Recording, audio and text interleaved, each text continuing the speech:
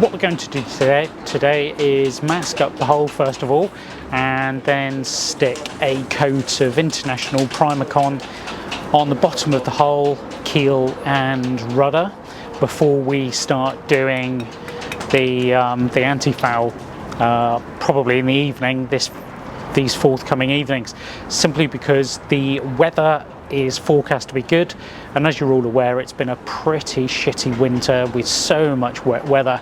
We want to get this done as soon as possible because I believe the weather is forecast to change again on Saturday next weekend. So we want to get as many boat jobs as we can done in the dry. This is the 4th day in a row that we've been here, and actually we've pretty much broken the back of the inside. That's pretty much all done. Just got to bring back cushions and soft furnishings and all of that sort of thing for the inside.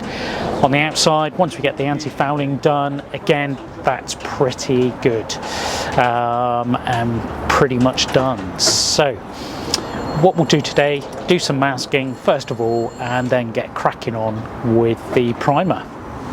You may well be wondering why we need to use a primer on the hull of Scamper, but please stay tuned and I will explain all later on in the video.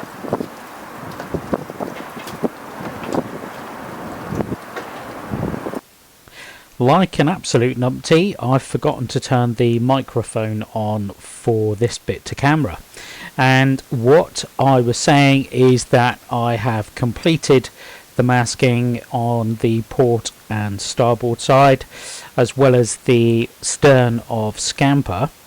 And while applying the masking tape, I noticed that there were actually more areas where the previous paint had snuck underneath the masking tape, meaning there wasn't quite a straight line.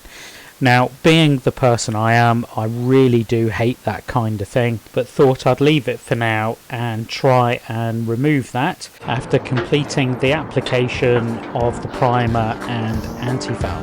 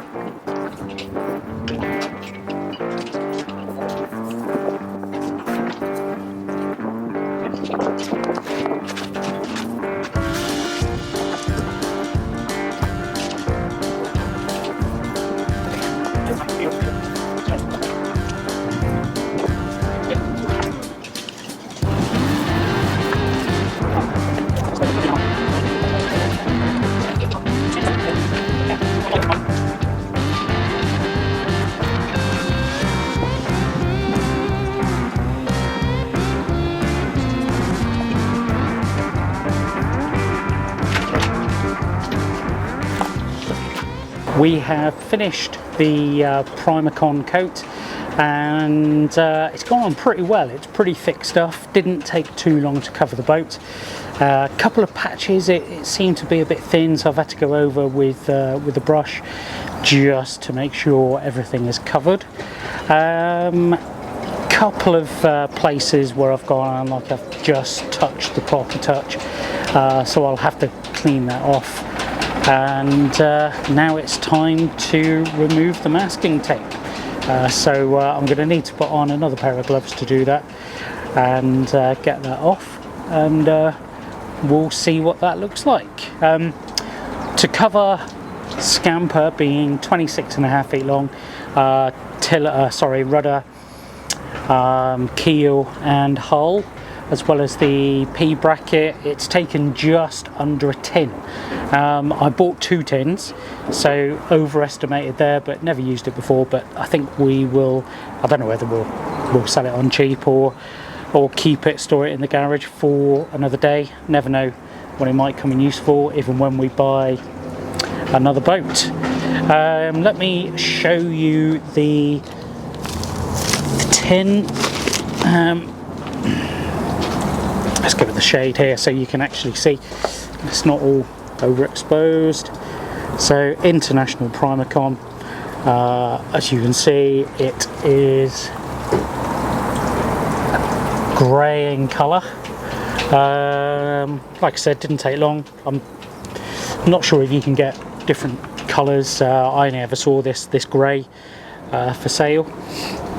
Pretty good stuff, covers well, very, very sticky, but yeah, I mean, all the information, the data sheets and all of that sort of thing say that it covers quite well even in adverse conditions, which I can see why. So anyway, let's crack on and remove the masking tape and see if we've got some other jobs to do as well, but masking tape first.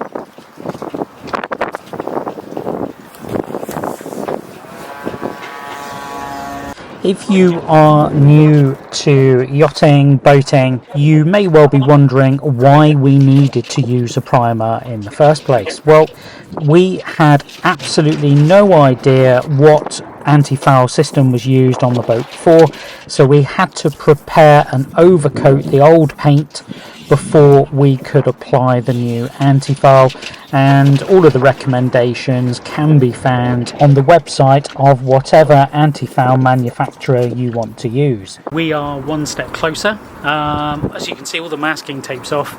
A couple of patches where the previous paint underneath the Primocon has come up a bit and I've masked over it. I'm going to try and scrape that back if I can, because I just like a nice straight line, and it may well make it a bit easier for us to tape up or mask up tomorrow after work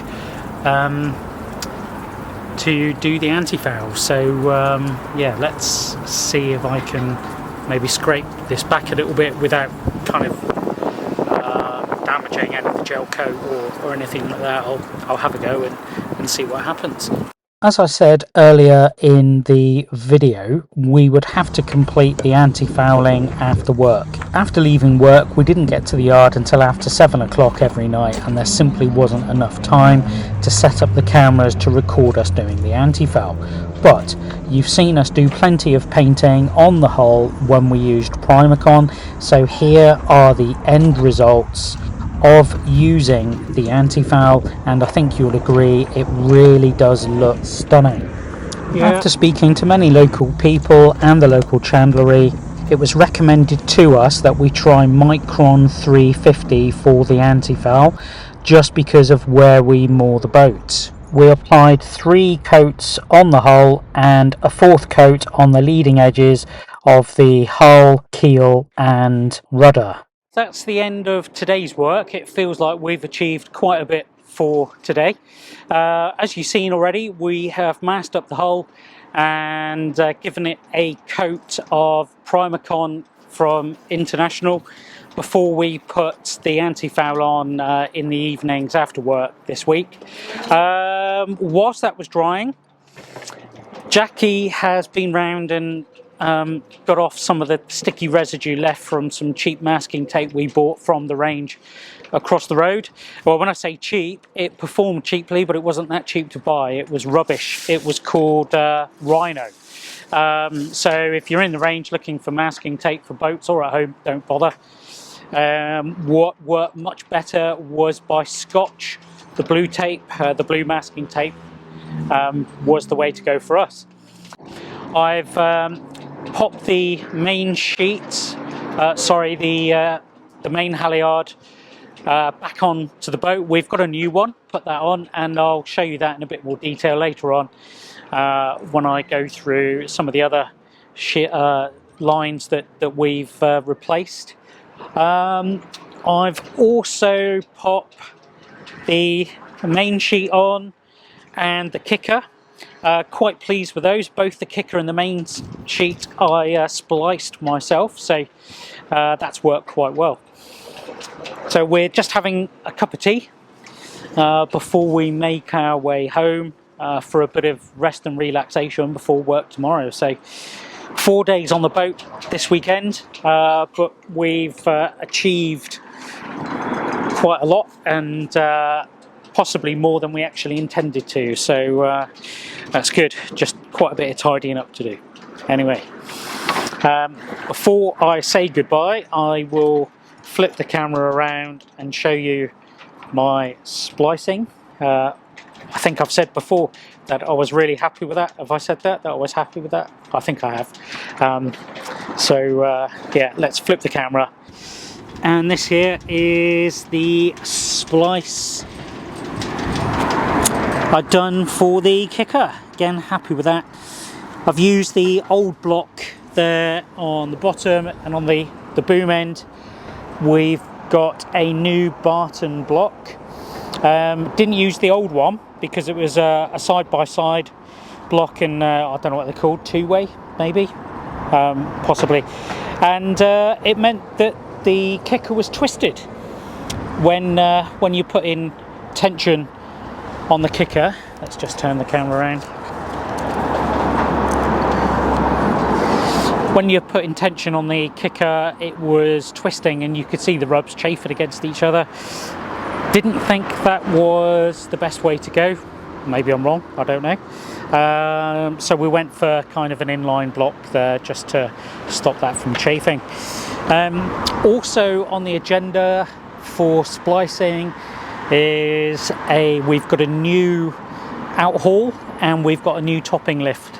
We've got 2 new lines, and I'm going to splice those as well. What else is there to do?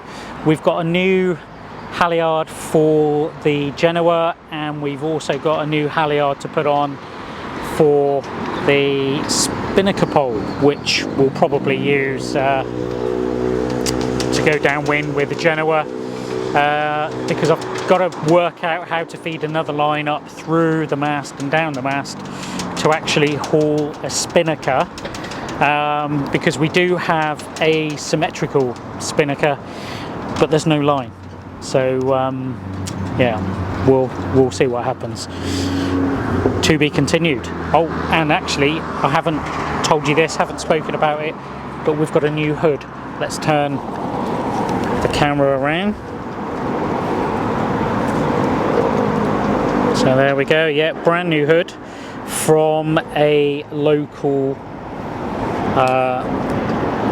person, from a local company. There we go. Octagon Canvas and Sail. They are based in Queen Anne's Battery, and it was really well priced.